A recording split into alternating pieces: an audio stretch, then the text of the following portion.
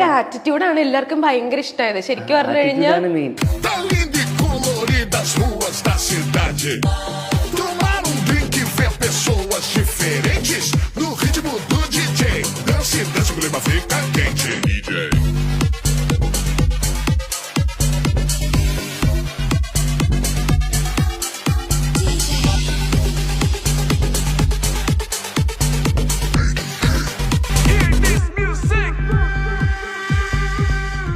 എനിക്കൊരു ഹാർട്ട് തരും. ഞാൻ ചേച്ചിയല്ലേ?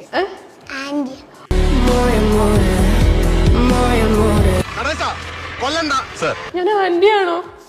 എനിക്ക് അത്ര പ്രായമൊന്നുമില്ല.